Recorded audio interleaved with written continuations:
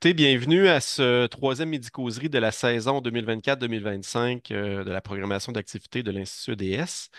Je m'appelle Jason Fournier, je suis coordonnateur d'activités à l'Institut EDS. Je vous rappelle que les midi-causeries, c'est vraiment une occasion de mettre en valeur les projets des membres de l'Institut EDS concernant le développement durable ou les 17 ODD, Objectifs de développement durable. Aujourd'hui, nous avons la chance d'accueillir Loïc Gayland, qui effectuera une présentation ayant pour titre Le concept juridique de matérialité au service de la lutte contre les changements, contre le changement climatique. Donc, Loïc est chercheur en droit des affaires et membre étudiant de l'Institut EDS. Il a effectué avec succès sa soutenance de thèse, c'est tout récent en fait, le 30 septembre dernier, sous la direction de thèse d'Ivan Tchotourian, qui est un membre actif de l'Institut EDS qu'on connaît bien. Donc, félicitations Loïc, tout d'abord là, pour ta Merci. soutenance. Euh, Avant de te céder la parole, je vais juste m'adresser aux participants pour vous dire que, comme à l'habitude, les midi-causeries, on va avoir une présentation de Loïc de 25 à 30 minutes. Euh, Puis, on va garder la balance pour des questions, des échanges. Donc, n'hésitez pas à les inscrire. Vous pouvez déjà les inscrire dans le chat si vous voulez ou prendre en note vous-même. Puis, bien sûr, on va vous inviter à ouvrir vos micros, ouvrir vos caméras tout à l'heure. Juste vous dire aussi que le midi-causerie est enregistré puis il sera rendu disponible par la suite, là, comme à notre habitude là, sur la chaîne YouTube de l'Institut DS. Sans plus tarder, j'inviterai Loïc, si tu souhaites commencer à préparer ton partage d'écran. Donc, je vous rappelle Parfait. que Loïc est membre étudiant de l'Institut DS. Comme là, il va quitter probablement, il termine ses études sous peu, donc il deviendra probablement membre collaborateur par la suite avec nous. Alors, parfait, merci beaucoup. Alors, est-ce que vous voyez mon écran? Normalement, ça devrait apparaître. Oui, il n'est pas en plein écran pour l'instant, mais oui, ok, parfait. Alors, C'est bon. ouais, il y a un petit peu de latence. Je vais lancer le chrono, histoire de ne pas déborder. Puis j'avais Mais oublié de mentionner que Loïc est à Bruxelles aussi, un peu plus fin de journée pour lui. Donc, à toi la parole, Loïc. parfait, merci beaucoup. Voilà, donc j'ai lancé le chrono. Merci beaucoup pour cette invitation et la présentation. Donc en effet, j'ai enfin terminé ma thèse en droit, en droit des affaires, je vais venir, mais sur le thème du changement climatique. Et c'est vrai que pour moi, c'était important d'intervenir dans le cadre voilà, d'un mini-causerie avec l'Institut EDS parce que l'Institut m'a quand même beaucoup aidé pour m'ouvrir à la problématique climatique et essayer de sortir un petit peu du droit. Je vais en parler un peu, mais pour moi, ça, c'est super important. Euh, donc, je vais essayer de vous présenter mon sujet d'un point de vue non technique. Je crois avoir vu dans la salle qu'il y a des personnes voilà, qui sont des juristes chevronnés. Donc, voilà, pardonnez-moi d'avance, je vais essayer un petit peu de rester simple. Mais quand même, je vais essayer de vous présenter mon sujet de thèse en essayant de vous montrer un petit peu l'apport de la problématique et surtout du droit dans la lutte contre le changement climatique. Alors, tout d'abord, c'est important de rappeler l'actualité. Alors, d'une part, il y a la COP 29, qui est assez critiquée pour tout un tas de raisons. Et on peut même se demander actuellement, est-ce que les COP sont encore utiles pour lutter contre le changement climatique? Et une autre actualité très importante au Canada, c'est l'annonce du gouvernement fédéral de réglementation à l'égard des entreprises privées d'un point de vue fédéral, donc c'est au niveau du Canada, pas des provinces, sur l'information climatique que les entreprises doivent divulguer. Donc ça, c'est un pas qui est extrêmement important. C'était très attendu au Canada. En Europe, ça se fait depuis plus longtemps. Aux États-Unis, il y a eu aussi plusieurs approches qui ont plus ou moins réussi, mais il y a beaucoup de débats avec, comme vous le connaissez, l'actualité actuelle qui pose problème dans le cadre de la lutte contre le changement climatique. Donc, bien sûr, c'est une activité voilà, qui est débordante, tant d'un point de vue général, mais aussi juridique. Et je voulais, avant de commencer, vous faire. Alors, ça a l'air compliqué comme ça, c'est une petite aparté sur le rôle du droit et la recherche en droit, pour essayer de vous expliquer un peu la démarche. En fait, si je peux résumer ça de façon très simple, à quoi sert une recherche en droit? Il y a plusieurs réponses à cela. Mais pour moi, on peut résumer ça très simple au grand public. En fait, on essaie de trouver des solutions pour régler des problèmes sociaux, économiques, etc., grâce aux règles de droit qui, euh, qui vont régir nos vies de tous les jours, etc. Donc l'objectif d'une recherche en droit, c'est d'apporter des solutions à des problèmes actuels. Et pour ce faire, il y a plusieurs façons. Et là, c'est une image assez connue des juristes d'un rapport canadien des années 80 qui essaie de classifier les différentes recherches en droit. Et notamment, l'un des points importants de ce document-là, c'est l'interdisciplinarité et vraiment forcer le juriste à essayer de tendre vers d'autres disciplines pour ouvrir sa recherche, parce qu'une recherche en droit purement juridique ne sert pas à grand-chose. Et c'est pour ça que vous allez le voir un petit peu dans le cadre de ma recherche, j'ai essayé d'ouvrir mon sujet à d'autres disciplines. Donc ça peut être la comptabilité, ça peut être la sociologie, la gestion, mais aussi se servir d'arguments scientifiques, de sciences dures pour apporter des solutions juridiques. Donc ça, c'est extrêmement important dans le cadre de ma recherche.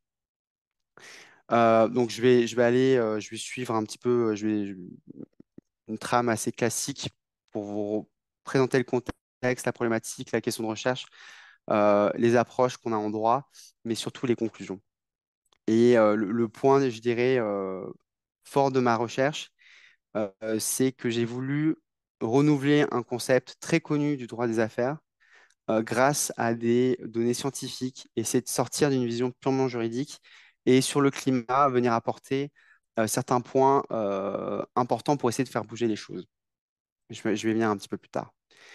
Donc, premièrement, bien sûr, vous le connaissez, le contexte, changement climatique, qui pose de nombreux risques physiques, donc tout simplement, ça peut être une inondation, des dégâts, etc. Juridiques, parce qu'on peut porter plainte contre des entreprises ou même contre un État en cas d'inaction climatique, mais surtout des risques de transition. C'est-à-dire que le changement climatique va avoir des conséquences sur de nombreux points, notamment économiques, tout simplement parce que, par exemple, une entreprise va faire faillite à cause du changement climatique. Ça arrive déjà, c'est déjà arrivé aux États-Unis, par exemple. Euh, et ça pose de gros problèmes pour le système économique. Donc là, vous allez le voir, je suis étudiant en droit des affaires, donc j'ai une approche qui est assez économique du droit et surtout de l'impact du droit sur l'économie, sur les entreprises, etc. Donc c'est surtout via cet angle-là que j'appréhende le risque, le changement climatique. Mais on peut le faire de plusieurs façons via différentes branches du droit, etc. Et donc, pour y faire face, juridiquement, les États se mobilisent pour essayer d'instaurer de nouvelles règles pour essayer justement de limiter ces risques. Donc là, depuis quelques années, il y a énormément de lois, que ce soit en Europe ou en Amérique du Nord, pour contrer cela. Il y a aussi énormément de litiges climatiques, que ce soit à l'égard des États, mais aussi des entreprises. Et le nerf de la guerre en droit des affaires, c'est l'information. C'est-à-dire que les États vont essayer de lutter contre le changement climatique en essayant de rendre les acteurs plus transparents sur le climat pour mieux comptabiliser le climat et pouvoir mieux y faire face. Donc, à l'égard des entreprises, ça, c'est un point extrêmement important, c'est que l'État a fait le choix de favoriser l'information. Elle aurait très bien pu décider d'autres choses, des sanctions beaucoup plus sévères, euh, mais à l'égard de l'entreprise, elle veut essayer quand même, voilà, elle veut trouver un juste milieu entre sanction et prévention, et donc elle veut favoriser l'information. Et ça, elle le fait via ce que j'appelle le reporting, c'est-à-dire que chaque grande entreprise, que ce soit au Québec, en France, en Amérique du Nord, aux États-Unis, publie de l'information pour diverses raisons, mais elle doit publier de l'information, notamment sur le climat et elle utilise ce qu'on appelle le concept de matérialité, c'est le cœur de ma thèse, mais je vais y revenir. Donc, depuis les années voilà, 90, les entreprises de plus en plus publient l'information. Il suffit de taper le nom d'une grande entreprise, vous tapez reporting climat ou reporting extra-financier, vous allez tomber sur un rapport sans aucun problème. Donc, ça, c'est quelque chose qui est devenu très connu, très réputé, notamment pour les parties prenantes, pour connaître l'impact de l'entreprise sur ses parties prenantes. Sauf qu'on demande énormément d'informations. Et pendant très longtemps, l'information était de très mauvaise qualité. C'est-à-dire qu'on appelait ça, voilà, c'était du greenwashing.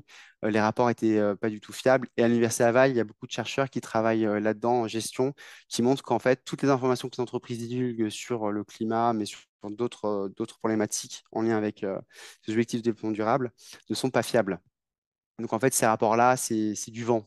On ne peut pas en faire grand-chose. Et depuis quelques années, il y a ce qu'on appelle une normalisation extra-financière. Donc, c'est un terme peut-être un peu barbare, mais c'est pour dire qu'on a fixé des règles pour bien communiquer l'information. Et ça, c'est hyper important. Euh, c'est hyper important. Pourquoi? Parce que l'information est fiable et on peut l'utiliser. Donc, les parties utilisées, donc, quand je parle de parties prenantes, ça peut être des ONG, des instituts, ça peut être tout un tas de personnes. Euh, mais aussi d'un point de vue juridique, certaines personnes peuvent dire, tiens, cette information-là, qui est fiable, je peux la mobiliser contre une entreprise, et notamment sur le climat. Donc ça, c'est une révolution qui est en cours depuis une vingtaine d'années, mais depuis quelques années, ça devient vraiment concret et sérieux. Et là, il y a vraiment de très grands changements qui s'opèrent là-dessus. Et à côté de ça, il y a ce qu'on appelle le concept de matérialité. Ça aussi, ça peut paraître un petit peu flou, mais en fait, c'est une règle qui existe depuis très longtemps, qu'on retrouve dans la jurisprudence anglaise depuis de nombreuses années, et qui vient dire en fait aux entreprises, vous ne divulguez l'information que si c'est important. Et pourquoi est-ce qu'on a mis pourquoi ce concept-là existe? En fait, parce qu'on s'est rendu compte qu'on demandait énormément d'informations à l'entreprise et qu'on n'arrivait plus à distinguer l'information importante de l'information qui n'est pas importante. Et donc, ce concept de matérialité vient en fait réguler ce flot d'informations continu. Donc l'entreprise ne doit divulguer que de l'information importante. Et on se dit, bon, à quoi ça sert? Alors, ça sert de filtre d'information, donc ça permet en fait de digérer l'information, mais surtout, ça sert de sanction juridique. Et ça, c'est vraiment le domaine dans lequel j'ai travaillé, c'est-à-dire que on peut venir sanctionner l'entreprise si elle n'a pas divulgué l'information importante. Donc concrètement, par exemple, si vous êtes actionnaire de Nike, que vous voulez savoir l'information en lien avec le climat et que Nike n'a pas publié cette information alors qu'elle est importante pour X raisons, eh bien, vous pouvez porter plainte contre Nike et obtenir réparation. Donc ça, c'est un levier extrêmement important dans la lutte contre le changement climatique puisqu'on vient forcer l'entreprise à être transparente sur le climat. Et donc ça, c'est voilà, ce qu'on appelle le droit des valeurs mobilières, c'est tous les droits qui sont rattachés aux actions. Donc dès que vous investissez dans une entreprise ou que vous voulez investir, vous avez ces droits-là. Euh, donc oui, donc voilà, donc au sens du droit des valeurs mobilières, l'information est utile pour un investisseur raisonnable. Et en fait, ce concept-là, qui permet d'attaquer juridiquement les entreprises, repose sur un totem qu'on appelle l'investisseur raisonnable. Alors ça, c'est un concept aussi qui est très ancien. C'est grosso modo si cette information vous a causé préjudice au niveau de l'action, c'est-à-dire que si elle porte atteinte au prix. Et voilà, ce qui porte atteinte au prix, c'est ce qui est vraiment important dans la vie d'entreprise. Donc, il y a des exemples aux États-Unis où c'était par exemple donc ExxonMobil, donc une des plus grandes pétrolières au monde, qui avait omis de publier l'information liée à ces risques climatiques. Donc, dans son rapport, elle n'a pas dit qu'elle pouvait perdre énormément d'argent à cause de certaines problématiques climatiques. Et donc, certains actionnaires ont porté plainte en disant, eh bien, vous n'avez pas divulgué l'information matérielle, donc vous devez, voilà, vous devez d'une part le faire, mais d'autre part, vous devez indemniser bah, les actionnaires et les investisseurs. Et on s'est rendu compte que juridiquement, ça a causé énormément de problèmes parce qu'on ne savait pas vraiment si l'information climatique, est-ce que c'est vraiment important pour un investisseur? Et tout le dilemme était là. C'est de savoir est-ce qu'un investisseur s'intéresse au climat vraiment? Est-ce que c'est vraiment utile? Donc ça a causé énormément de débats. Et là, il y a deux décisions aux États-Unis où en fait, pour les mêmes faits, le juge vient dire oui, l'information climatique est importante pour un investisseur. Et dans l'autre cas, non, l'investisseur ne se soucie pas du climat. Lui, ce qui l'intéresse, c'est les revenus de l'entreprise, en fait, tout simplement. C'est la marge qu'elle se fait, le profit. Et donc, par cette porte-là, le climat, le débat lié au changement climatique est rentré dans le droit des valeurs mobilières. Et il y a tout, voilà, il y a plein de débats juridiques à ce sujet-là, il y a des affaires. Bien entendu, il y a d'autres branches du droit qui sont touchées par le changement climatique. Mais ce qui est intéressant là, c'est que le droit des affaires, qui a vocation à rester en fait privé, qui s'occupe des affaires en fait, euh, peut être mobilisé dans la lutte contre le changement climatique. Donc c'est là où il y a un intérêt général qui s'incruste en fait dans un droit qui de nature ne s'occupe pas de ça. Donc ça pose aussi plein de débats à savoir est-ce que le droit des affaires doit agir en faveur de l'intérêt général ou pas, etc. Donc ça, il y a tout un tas de débats là-dessus. Et donc moi, ce que je me suis dit, et c'est de là qu'est partie en fait ma thèse, c'est que je me suis dit, voilà, tout simplement, on peut utiliser ce concept de matérialité pour attaquer les entreprises sur le changement climatique. Grosso modo, c'est ça, en résumé, euh, mon sujet de thèse. Donc, je vais passer outre l'approche méthodologique parce que ça, c'est moins important. Mais surtout, ce que je veux vous signaler ici, c'est que en droit, en tout cas, la recherche sur laquelle je la conçois et je pense qu'il est important de le faire, c'est l'interdisciplinarité et notamment voilà, s'ouvrir à d'autres domaines que le droit. Et ça, je l'ai dit en introduction. Et ça me semble extrêmement important pour la recherche et ça m'a été très utile dans le cas de ma thèse, puisque une partie de mon argumentation se base sur, sur de la comptabilité verte, sur voilà, d'autres conceptions que l'on peut avoir du droit, euh, mais véritablement une ouverture aux sciences dures, ce qui n'était pas le cas avant, puisque le concept d'investisseur raisonnable dont je vous ai parlé avant, c'est un concept purement juridique qui a été créé par des juges. Et dans cette thèse, ce que j'ai voulu faire, c'est remplacer ce concept-là par des fondements scientifique. Ça, c'est vraiment très important. Donc, je vais passer. Donc, il y a plusieurs conclusions. Donc, tout simplement de dire qu'en fait, voilà, le droit peut s'intéresser à ce concept-là, puisqu'en fait, ce concept-là, il est à la base, il est même pas vraiment juridique, il est plutôt comptable. Euh, et il vient d'ailleurs du Québec, du 19e siècle. Il s'est transmis en Angleterre, il est revenu aux États-Unis. Et c'est un concept en fait qui se trouve absolument partout, que ce soit en Europe ou en Amérique du Nord. C'est-à-dire c'est un concept fondateur du droit des valeurs mobilières. Donc dès que vous avez une action, c'est ce concept-là qui s'applique pratiquement partout. Donc il a une influence absolument phénoménale. Et ce que j'essaie de dire dans ma thèse, c'est que le droit doit pouvoir s'intéresser à ce concept-là parce qu'il est juridique et parce que ça intéresse en fait l'intérêt général. Donc à un moment donné, je vous parlais aussi de la normalisation extra-financière. Ça aussi, c'est extrêmement important, c'est-à-dire qu'on demande de l'information normalisée aux entreprises. C'est-à-dire que pour pouvoir les comparer entre elles, il faut bien qu'il y ait un dénominateur commun. Ça, c'est la base, c'est la base des normes comptables, c'est aussi la base pour la standardisation des objets. Pour pouvoir comparer des objets entre eux, il faut qu'on soit d'accord sur un certain nombre d'informations. Depuis quelques années, on voit enfin deux organismes qui sortent du lot. C'est l'ISSB, donc ça c'est un organisme international que le Canada va sûrement adopter là d'ici les prochains mois et qui a déjà commencé à le faire, mais qui va devenir très important pour les entreprises en Amérique du Nord. Et en Europe, il y a l'équivalent qu'on appelle les ESRS.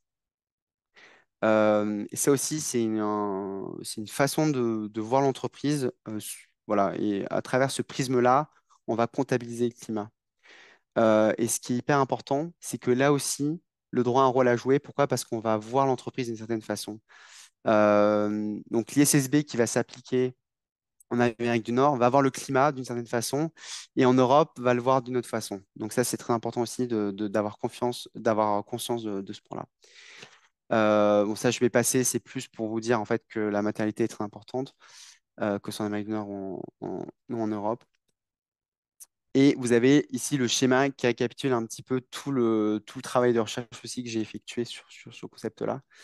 Euh, C'est-à-dire qu'en fait, le concept de matérialité s'appliquait auparavant au rapport financier des entreprises. Donc c'était très simple.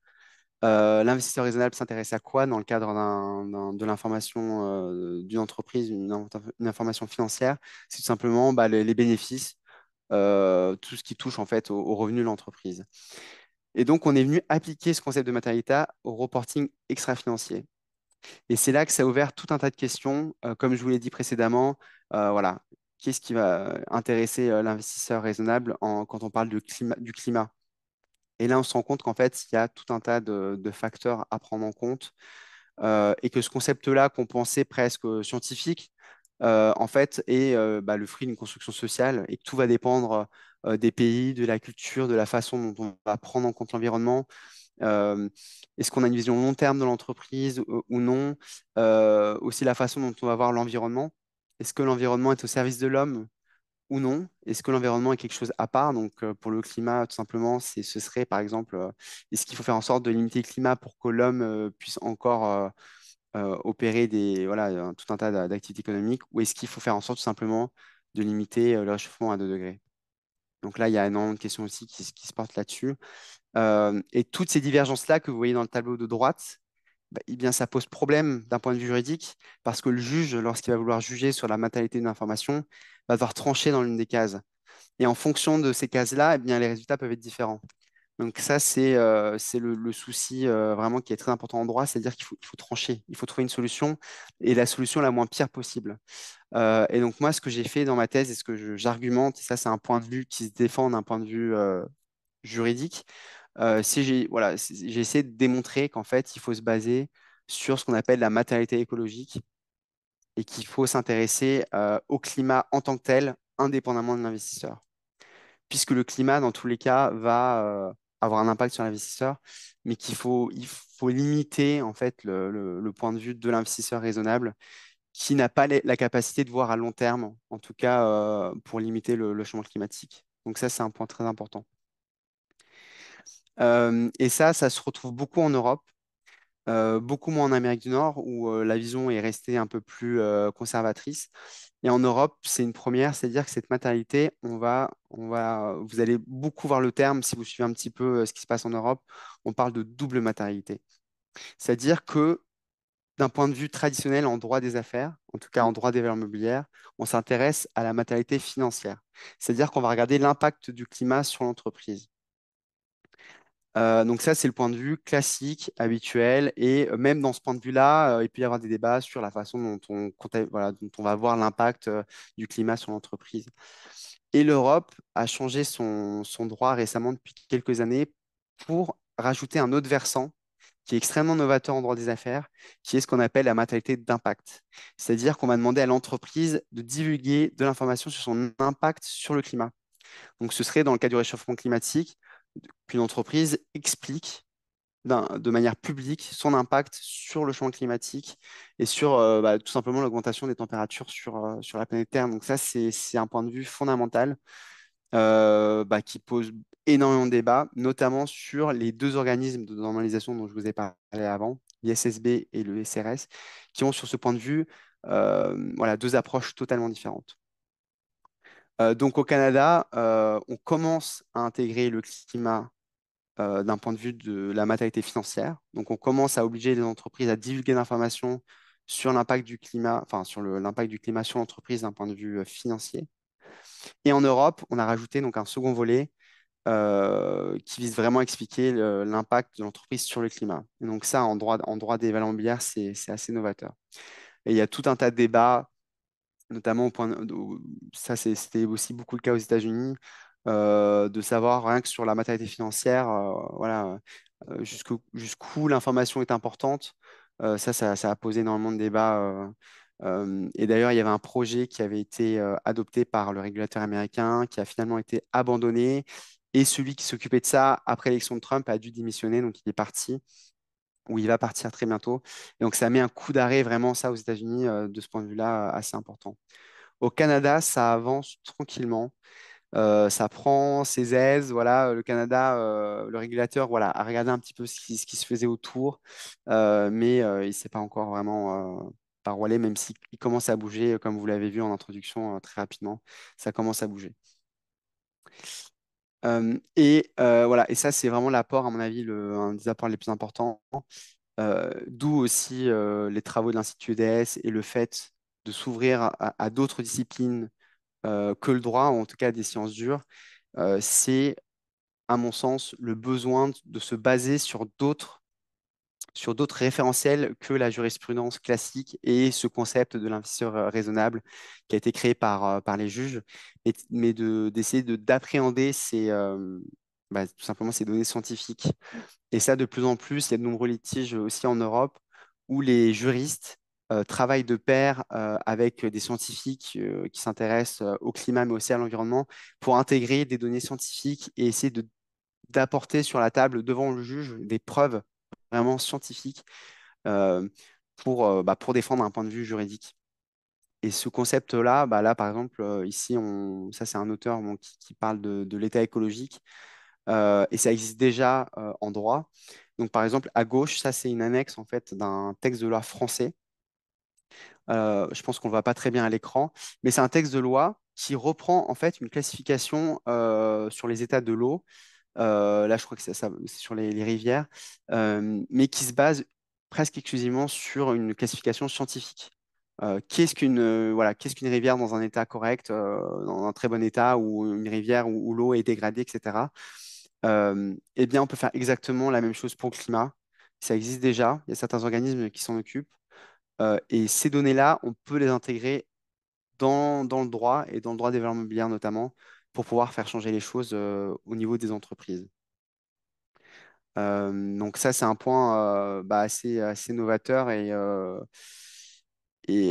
ça peut poser aussi des difficultés, notamment aux États-Unis, parce que le concept de maternité existe depuis très longtemps et ça peut être très dur bah, de changer le concept en se basant sur non plus l'investisseur, mais sur ce qu'on peut appeler l'état écologique et sur l'accord de Paris et sur d'autres référentiels. Et c'est pour ça que ça bloque aussi un petit peu en Amérique du Nord plus qu'en Europe, parce qu'en Europe, le concept est un peu moins développé. Je vais peut-être passer les fonctions du reporting, c'est peut-être un peu technique, je m'en rends compte en expliquant. Alors, la diapo ne semble pas. Alors, ouais, bon, je pense qu'il y a un souci avec la diapo. Vous m'entendez, hein? Euh, Toujours, hein. Oui, tout a l'air beau de notre côté. Ok, mais c'est un peu bizarre, la diapo ne veut pas avancer. Ah, oula. Ah, finalement, ça a avancé vite Bon, pas vous avez mal. tout vu. Et en fait, ce concept de matérialité-là a un impact. Bon, il me reste plus beaucoup de temps, mais je vais finir un petit peu là-dessus. Mais prends le temps Euh, de su- finir, Loïc, il n'y a pas de problème, ouais, là. Il reste encore 30 parfait. minutes en tout, là. Donc, Euh, et en fait, ce qui est important avec ça, avec ce renouvellement du concept, donc je vous l'ai dit, en se basant non plus sur l'investisseur raisonnable, mais sur le climat, c'est qu'on fait rentrer au sein du droit des valeurs mobilières bah, ce qu'on appelle tout simplement l'intérêt général. Donc, on va s'occuper de ce que certains appellent les buts monumentaux. Et ça aussi, c'est assez inédit parce qu'en droit, il y a un peu cette dichotomie bon, qui est fausse, mais il y a cette dichotomie entre droit public, droit privé. Le droit public, voilà, il y a de nombreuses fonctions, notamment celle de lutter tout simplement contre le changement climatique. Donc, c'est l'accord de Paris très connu que vous connaissez. Et le droit privé, normalement, ne s'occupe pas de ces affaires-là, en tout cas de manière très indirecte. Et bien là, justement, en introduisant une dose de changement climatique et de données scientifiques dans un concept de ce qu'on appelle droit privé, donc c'est un droit qui va régir les personnes privées, donc les entreprises entre elles, entre les individus, etc. Eh bien, on va rajouter des fonctions nouvelles, notamment bah, au reporting extra-financier, donc à ces documents publiés par les entreprises, et ce qui peut faire bouger, voilà, bouger beaucoup de choses au niveau des entreprises et du droit privé. Et pourquoi c'est important? Tout simplement parce que la transition écologique ne peut pas se faire sans les entreprises et sans tous les fonds, sans tous les flux qui sont liés aux entreprises via le système économique, tout simplement. C'est-à-dire que les États bah, ne pourront pas faire ça tout seuls. Ils ont besoin du secteur privé, d'où l'intérêt du droit privé aussi pour faire ça. Et ça, il y a aussi en France, il y a de nombreux courants doctrinaux pour faire en sorte que le droit privé, donc qui normalement ne s'occupe pas de ces affaires-là, eh ben, aille vers une plus grande transition écologique. Donc je vais peut-être finir là-dessus. Je suis navré, j'ai pas eu le temps peut-être d'aborder tous les points, mais c'est vrai que je me rends compte que c'est vite technique. On aura sûrement l'occasion d'en parler dans les questions.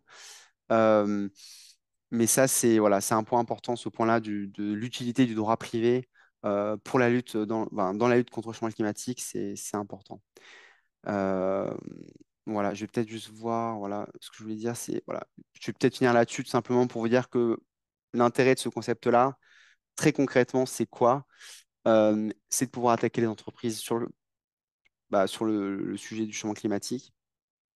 On peut le faire de plein de façons différentes. On peut mobiliser plein de droits différents, droits à la consommation, si vous achetez des produits. Enfin, il y a énormément de points d'attaque différentes. Et ce point-là de la matérialité, c'est une entrée pour mieux responsabiliser les entreprises.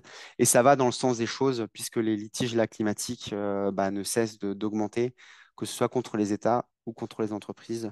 Euh, et c'est pour ça que, en fait, ce que je propose avec ma thèse et avec ce renouvellement du concept de matérialité, c'est de pouvoir concrètement attaquer les entreprises et donc les rendre plus responsables. Et donc participer à une meilleure transition, à une transition plus durable. Donc ça, c'est le but. Il y a plein d'instituts qui militent pour ça. Il y a l'institut, donc l'initiative climatique pour le climat canadien qui milite pour ça. Il y a Éco-Justice Canada aussi. Il y a tout un tas d'ONG, de parties prenantes qui essaient de mobiliser le droit comme outil pour faire changer les choses. Et donc c'est pour ça que voilà, je suis très content d'avoir travaillé sur ce sujet de thèse, puisque il y a une certaine utilité derrière, même si ça peut paraître assez théorique. Derrière, c'est des armes qu'on peut utiliser aussi pour une plus grande transition. Voilà, donc je vais finir là-dessus. Je suis navré, ça a été un peu technique. J'espère que c'était plus ou moins clair, mais voilà, n'hésitez surtout pas si vous avez des questions, je pourrais peut-être clarifier les choses euh, plus Merci beaucoup, directement. Loïc. Écoute, c'est super intéressant. Donc, on va passer effectivement à la période. Ben là, j'avais vu que les conclusions. T'avais-tu eu le temps de finir ta présentation ou... Oui, oui, oui, j'allais OK, finir. En fait, oui, c'est ça. J'ai fini. La conclusion était plus ou moins liée à ce que je viens de dire, donc il n'y a pas de problème là-dessus. parfait.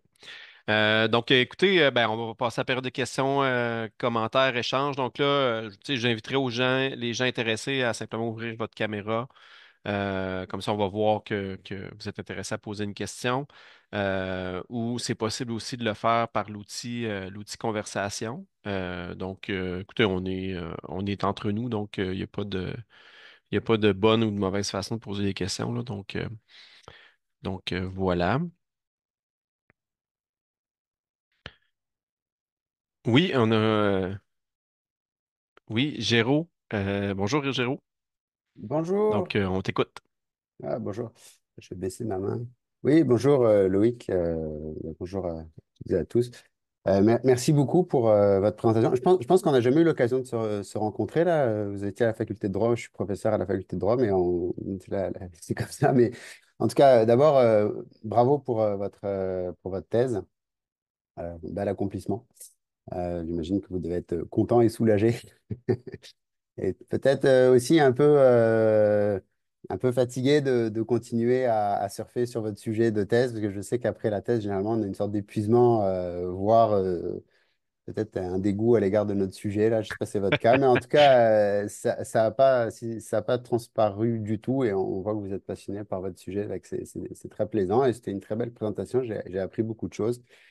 J'ai plein de questions, mais là, je veux pas que ce soit juste les juristes qui se parlent entre eux, donc je veux pas monopoliser la parole.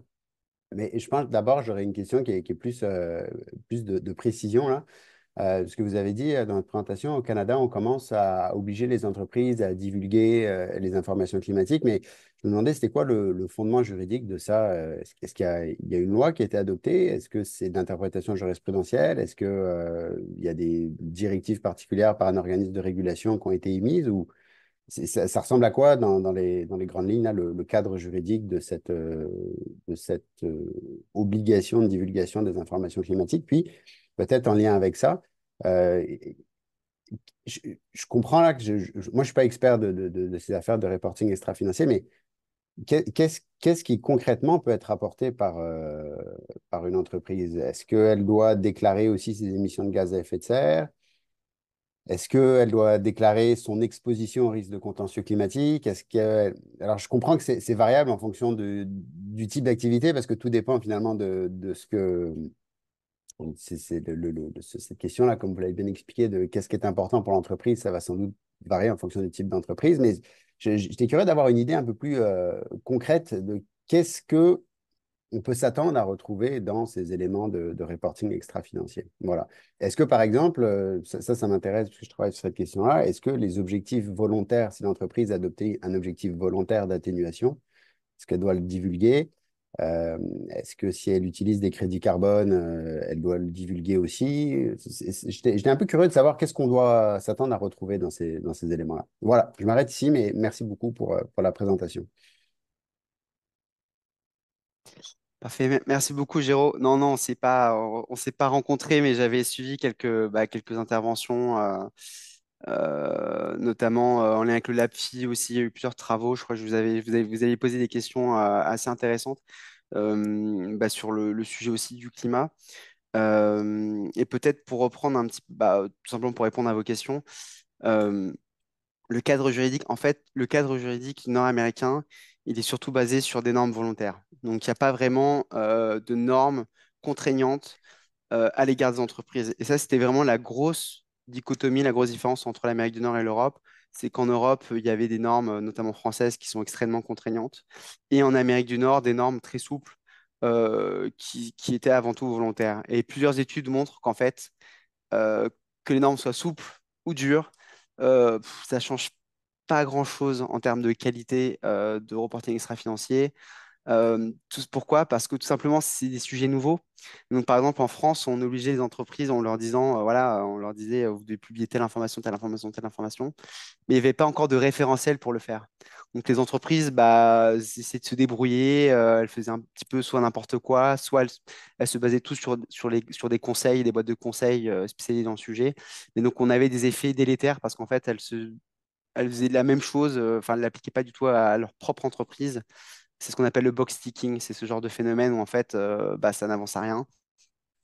Et du point de vue nord-américain, en fait, justement, c'est ce concept de matérialité-là qui était un petit peu trop utilisé au sens où l'entreprise disait, si c'est pas important, je ne le dis pas. Donc en fait, on n'avait pas d'informations. C'est là que le régulateur canadien et américain, eux, venaient avec ce qu'ils appellent des guidelines, c'est-à-dire des lignes directrices en leur disant voilà, si ça touche au climat, vous devez le publier parce que ça peut être important, etc. On s'est rendu compte qu'au final, les entreprises ne le faisaient pas non plus.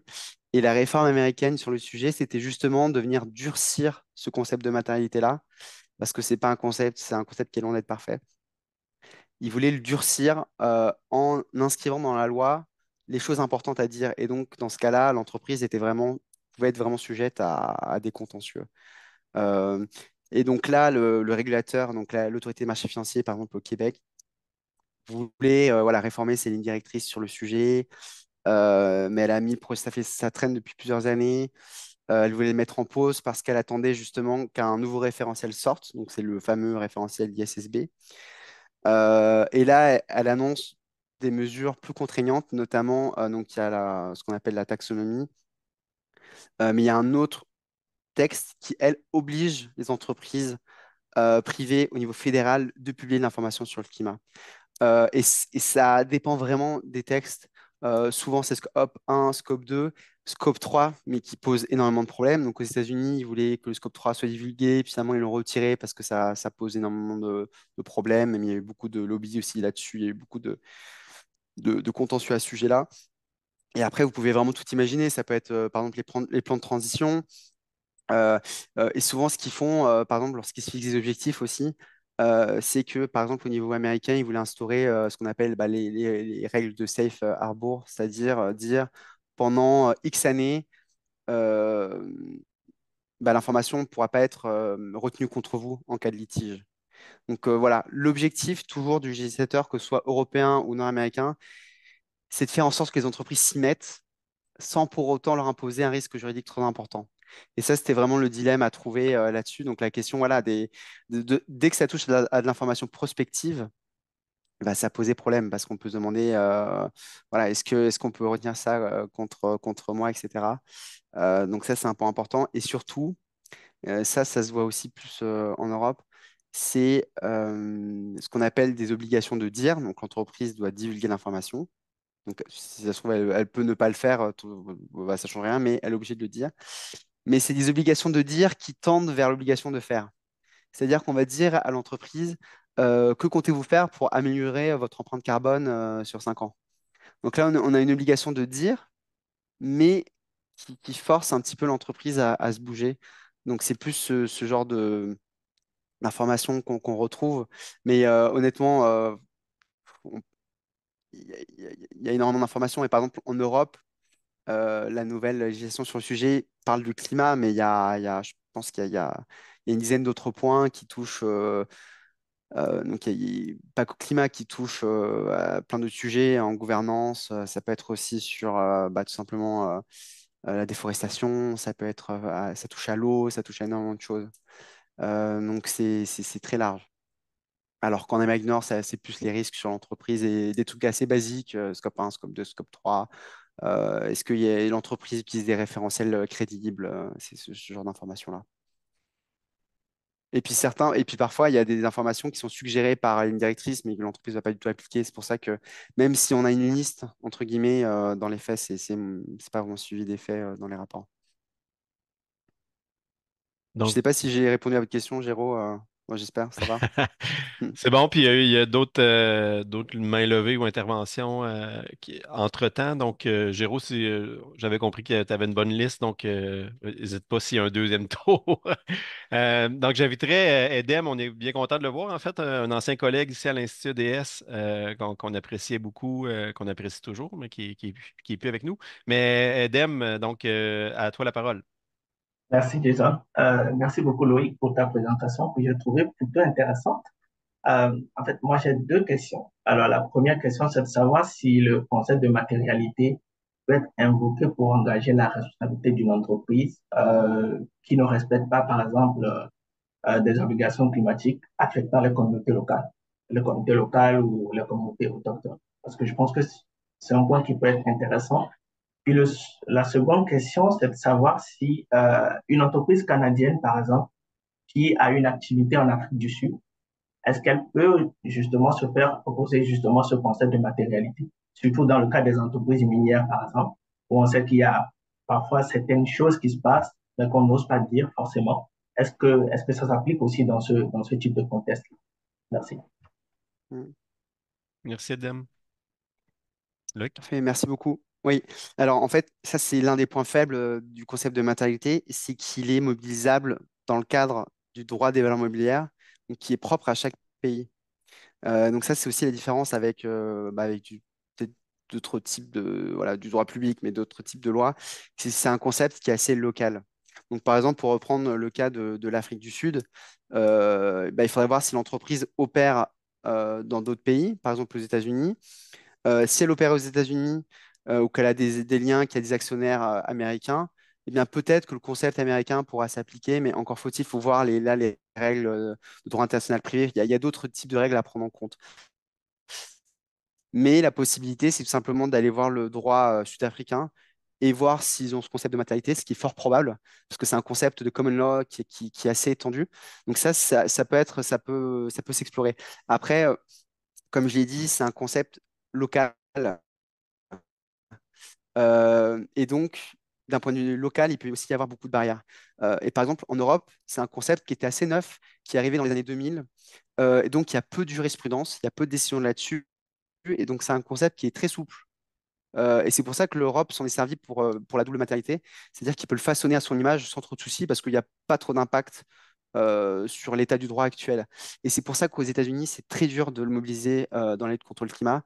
C'est que c'est un concept qui est extrêmement ancré, c'est un totem. Donc en fait, pour le faire changer, c'est plus compliqué. Et donc pour le mobiliser, c'est plus compliqué aussi.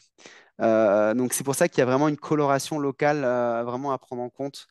Euh, et c'est pour ça aussi que parfois le concept, et ça je l'ai pas évoqué, mais je l'ai un petit peu évoqué dans ma thèse, c'est-à-dire que même si on ne peut pas attaquer l'entreprise directement via ce concept de matérialité-là, eh bien, l'information que ça crée peut être mobilisée par d'autres droits. Et donc, moi, je parle par exemple du droit de la gouvernance et des devoirs fiduciaires. Ça, c'est surtout en Amérique du Nord. Eh bien, qu'on pourrait mobiliser grâce à la matérialité et à l'information qui en découle. Donc, là aussi, il y a d'autres portes qui s'ouvrent. Mais c'est une des limites du concept. En effet une des limites du concept. Merci beaucoup. Donc, j'espère que ça répond bien à la question. Oui, c'est bon. Merci, Edem. Dans le fond, je vais prendre une intervention qui était dans le chat en bon français, la petite conversation, qui est là depuis un certain temps. Liliana, j'imagine que tu avais une question par après que je pourrais prendre. Euh, Parfait. Donc, Thierry Lefebvre qui demande, au-delà du climat, est-ce que certaines personnes réfléchissent à appliquer le concept de matérialité d'impact aux différentes limites planétaires? Donc, le concept Mm. des limites planétaires. Loïc.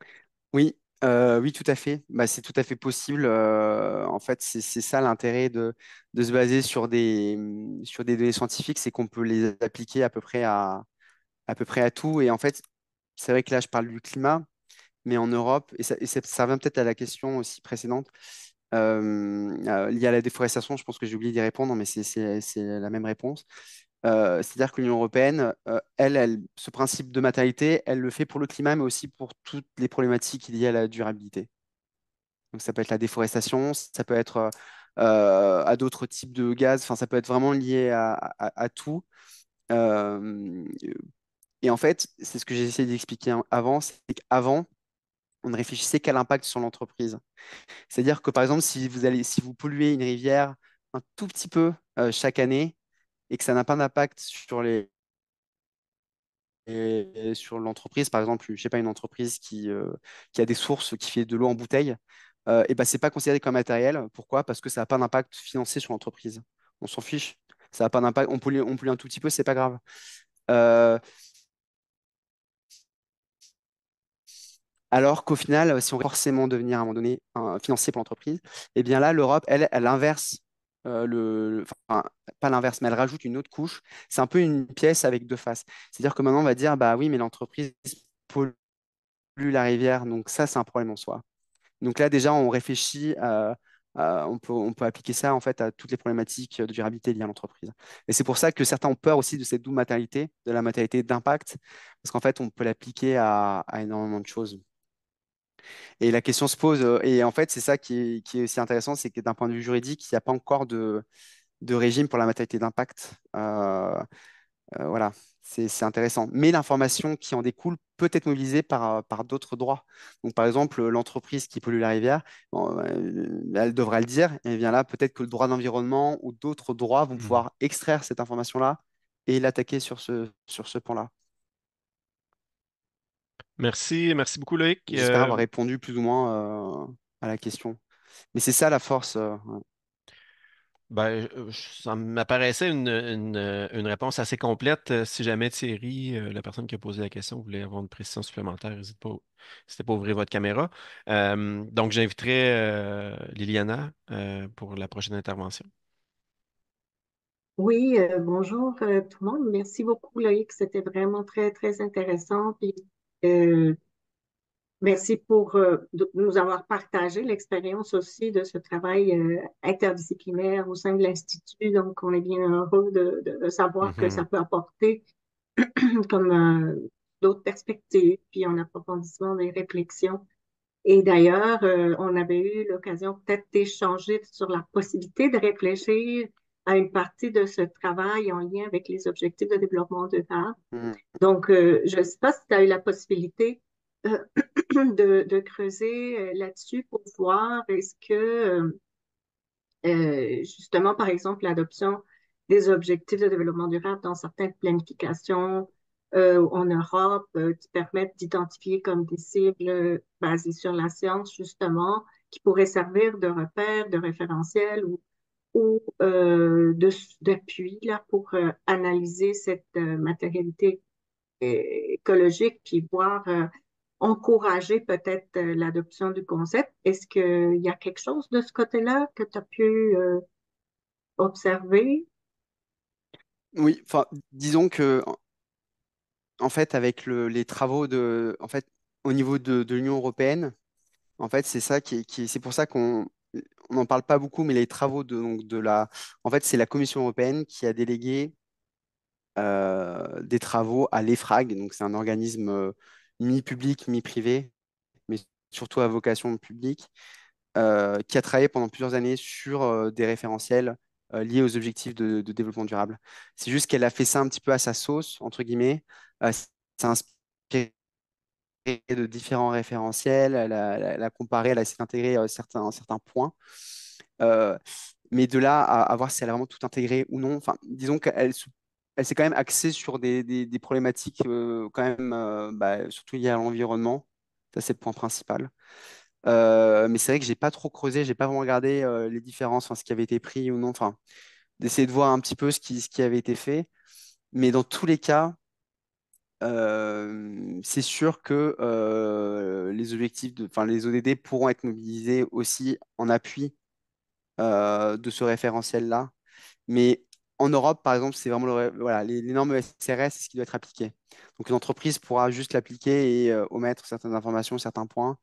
Bon, c'est pas grave. Mais disons que voilà. Mais pour être honnête, parce que souvent les entreprises, par exemple, lorsqu'elles font un rapport durable, elles vont intégrer différents référentiels. Souvent, c'est ce qu'on retrouvait dans les rapports des grandes entreprises, c'est qu'elles vont dire leur impact au niveau des ODD, et elles vont leur impact, ce qu'on appelle TCFD, c'est-à-dire sur le climat plus particulièrement.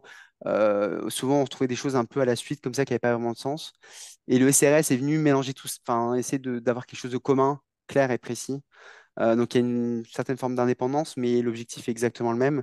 Et elle se base sur les ODD pour le faire. Donc, ça s'est intégré de fait dans la législation européenne. Après, voilà, je ne sais pas dans quelle mesure ça a été intégré. Il y a peut-être des divergences aussi. Ça, je n'ai pas forcément eu l'occasion de le creuser. Euh, mais ce qui est intéressant, voilà, c'est que ça devient du droit dur. Donc, c'est vraiment intégré, c'est plus volontaire, c'est obligatoire. Et les premiers rapports vont sortir là à partir de 2025. Donc là, les entreprises sont en train de récolter les informations et les premiers rapports vont sortir là à partir des assemblées générales, donc à partir de mars à peu près. Donc là, on verra, on pourra enfin voir si ça a vraiment été utile. Et je suis pratiquement sûr qu'il y a des tables, souvent il y a des tables de concordance entre les normes ESRS et les ODD, mais aussi d'autres référentiels. Enfin, il y a toujours des liens qui sont faits, euh, même avec le GRI. Enfin, il y a vraiment, ça a été vraiment réfléchi comme ça. Excellent, merci beaucoup. Ben, ça va être intéressant à suivre. Ouais. J'espère que tu vas être là pour nous en informer. Oui, j'espère, je vais essayer, mais c'est vrai, comme disait Géraud, c'est vrai que parfois, mais voilà, mais j'essaie de, voilà, mon sujet m'intéresse vraiment et je veux garder quand même un pied dans l'académique, donc j'essaierai de rester au contact, mais on verra bien. Excellent. Bravo, merci beaucoup. On s'assurera de rester en contact à l'Institut EDS avec toi, Loïc, aussi. Euh, Peut-être par un membership collaborateur, là, en tout cas, on verra. Mm. Donc, une question dans la conversation de Joanne Moras, est-ce que le concept juridique de matérialité au service de la lutte contre le changement climatique est présentement intégré aux critères de certification environnementale comme FSC pour les exploitants des forêts du Québec? Non, je dirais que non, tout simplement parce que il faut bien, c'est- c'est- il faut bien garder en tête que la matérialité, c'est lié au droit des valeurs mobilières. Donc en fait, c'est vraiment, c'est un concept qui a été créé par les juges et c'est des droits qui vous sont donnés, par exemple, quand vous achetez une action dans une entreprise. Donc c'est vraiment lié à ça. Mais par contre, comme je l'ai dit auparavant, une entreprise, par exemple, européenne, euh, va devoir donner de l'information sur, par exemple, sur la déforestation ou sur sur l'exploitation des forêts. Donc là, vous pourrez voir si l'entreprise communique là-dessus. Et grâce à ce concept de matérialité, vous pourrez l'attaquer si elle ne le fait pas. En tout cas, si elle le fait mal. Donc c'est vraiment cette porte d'entrée-là. C'est pour ça que c'est une faiblesse, mais c'est aussi une force. C'est-à-dire que c'est un concept malléable, mais qui est délimité au droit des valeurs mobilières. Donc les droits que vous avez en achetant une action, au droit d'information. Dès que vous achetez une action, l'entreprise vous donne l'information, elle doit dire ce qu'elle fait avec votre argent. C'est vraiment dans cette relation-là qu'il faut réfléchir. Hmm. Donc, merci beaucoup. On avait une potentiellement dernière intervention de Mme Véronique Bisaillon. Oui, Vous avez une allô, question, un merci. commentaire? Oui. Petite clarification, en fait, maintenant, je suis chez Énergir, puis on est justement là-dedans, là, la fin d'année est arrivée depuis quelques semaines, puis c'est la production de rapport de gestion, notice annuelle et compagnie. Et en fait, il y a déjà une obligation, les ACVM ont déjà fait Mm. on a déjà une obligation de divulguer une information minimale liée au risque et lié au changement climatique. Fait que ça, mais c'est sûr que là, l'avenue des normes IFRS S2 amène beaucoup plus de profondeur, mais tu sais, il y a Mm. déjà en fait une information minimale qui était requise. D'accord. Moi, j'étais intéressée de savoir un peu, parce que si je comprends un peu la nuance entre matérialité simple dans la logique financière, matérialité d'impact, mais tu sais, quand on lit les normes S2 pour le climat, tu sais, dans la partie cible indicateur, justement, on demande aux entreprises de fournir de l'information sur quelle est leur performance, justement, leurs émissions de scope 1, scope 2, scope 3. Est-ce qu'ils ont des cibles indicateurs, qu'elles fassent le suivi de ces cibles indicateurs-là, qu'elles donnent plus d'informations sur, justement, la qualité de ces cibles-là qui nous permettent de juger si c'est donc des cibles crédibles ou pas crédibles, etc. Mais pour moi, ça, c'était justement un peu de l'information qui permet de qualifier l'impact.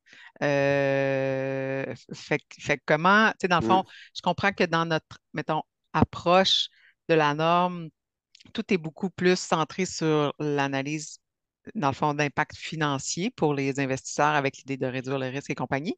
Mais il y a quand même une portion d'impact. Fait que comment Mm. fait que c'est ça, parce que je trouve qu'il y a comme une confusion, en fait, et puis dans l'organisation, on se pose beaucoup cette question-là. Mm. C'est quoi, tu sais, quelle est vraiment la distinction entre l'approche européenne, double matérialité, disons, pure, et versus les normes IFRS où il y a une dominante matérialité financière, puis impact quand même qui est présente, même si pour la S1, au niveau de la durabilité, ben là, le bar est plus ouvert parce qu'il faut nous-mêmes procéder à notre propre identification des enjeux et compagnie, là. Donc, Mm. voilà. Non, mais c'est une excellente question. Ça, c'est vraiment une très bonne question. Il y a eu plusieurs débats aussi là-dessus sur l'opportunité d'une double matérialité, justement parce qu'il y a une confusion entre la Mhm. matérialité financière et la matérialité d'impact. Et en fait, les deux zones ne sont pas totalement étanches. C'est-à-dire qu'il y a certaines informations qui vont se retrouver entre les deux. Et surtout, il y a un passage de la matérialité d'impact à la matérialité financière. Une matérialité d'impact Ouais. devient toujours financière avec le temps. Et c'est pour ça que certains prônent, en fait, tout simplement pour l'arrêt d'une distinction entre les deux. Parce que aussi, et ça c'est d'autres débats, mais euh, c'est-à-dire qu'en gardant matérialité financière et matérialité d'impact, il y a un risque que la matérialité financière prenne le dessus sur la matérialité d'impact et qu'il y ait une forme d'instrumentalisation. Enfin, Donc ça, c'est surtout au niveau de la comptabilité qu'il y a ces débats-là. Et justement, le fait de baser aussi la matérialité sur l'information d'un point de vue juridique purement financier, parce que en fait, la matérialité peut être conçue, peut être perçue de manière différente selon les disciplines. Donc Mhm. la matérialité, du point de vue du comptable, est très similaire à celle du juriste, mais il y a quelques petites différences. Euh, en fait, en se basant justement sur une matérialité beaucoup plus scientifique, ça permet d'essayer de tendre vers une matérialité unie où en fait l'information est matérielle ou non et les deux sont liés. Donc pour le climat, c'est très simple puisqu'elle est très souvent financière justement, mais en Europe, avec les ECRS, on s'attache aussi à plein d'autres Sujet, ouais. problématiques où c'est beaucoup plus simple de séparer les deux. Et donc en fait, le fait de garder ces distinctions-là, ça permet d'aborder des sujets qui ne sont pas du tout financiers pour le moment.